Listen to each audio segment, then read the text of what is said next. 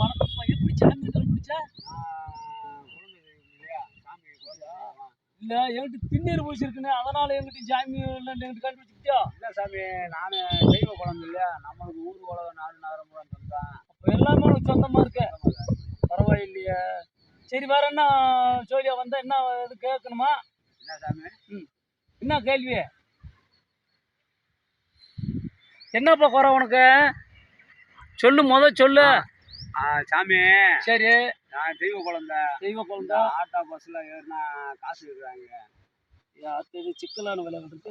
ஏப்பா, ஆட்டோ பஸ்ல இருந்தா காசு தான் கேட்பாங்க. அதுக்கு நீ ஒரு சின்ன ஐடியா செய்யணுமே. ஏதாவது ஒரு சின்ன வேலைக்கு போனாக்க காசு கிடைக்கும். அதை வச்சு அவங்களுக்கு 5 10 கொடுத்துட்டு அப்புறம் இந்த ஓசியா இது பலன் இல்லாத. நான் தெய்வ குழந்தை சாமி, நான் வேலைக்கு போகக்கூடாது சாமி. இருக்கு சாப்பாடுக்கெல்லாம் என்ன பண்ற? சாப்பாடுக்கெல்லாம் நம்மளுக்கு அங்கங்க கொடுத்துருவாங்க சாமி. தர்மம் பண்ணிடுவாங்க. இப்போ எனக்கு ஒன்றும் சாப்பிட்டுக்கிற. தர்மம் பண்ணிடுவாங்க. ஏப்பா, இந்த பீடி குடிப்பி அதுக்கு யார் கொடுக்குறது? அதுக்கு நம்ம நண்பர் இருக்காங்க சாமி.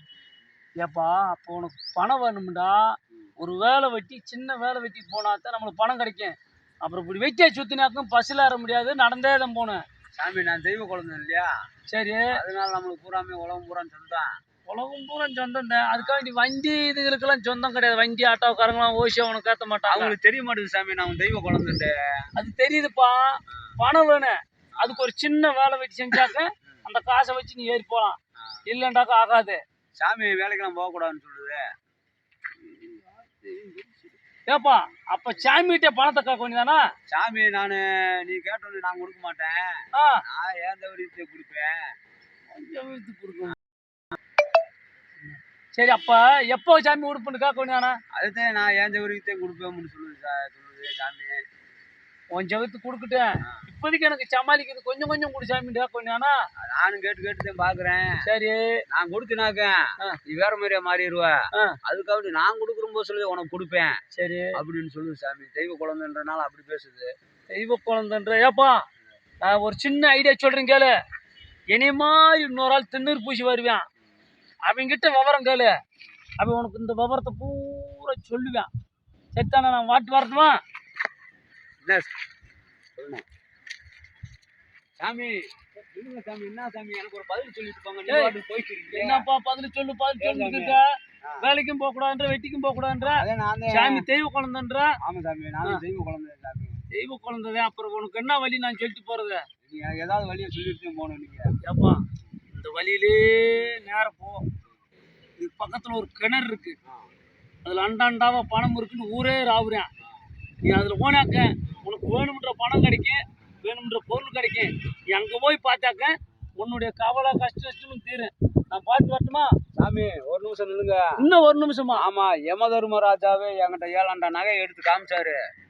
அப்படியா? ஆமா சாமி, எடுத்து காமிச்ச உடனே 7 ஆண்டாவும் அலங்கோலமா கிடந்துச்சு. அலங்கோலமா கிடைச்சா? ஆமா. சரி, எடுத்த உடனே நான் பார்த்தேன். சரி, நம்ம சின்ன பையன் நம்மள அடிச்சிருவாரு, அதை பத்தி எடுத்து மாக்கேன். சரி அப்படின்னு சொல்லிட்டு பிரமா என்ன செஞ்சாரு, 7 ஆண்டா நகையை எடுத்து சக்கு திருப்பதி ஏழுமலை வெங்கடாசலபதி அடிச்சாரு சாமி. பச்சை கல்லு வைரக்கல், சேப்பு கல்லு வைரக்கல் அடிச்சாரு.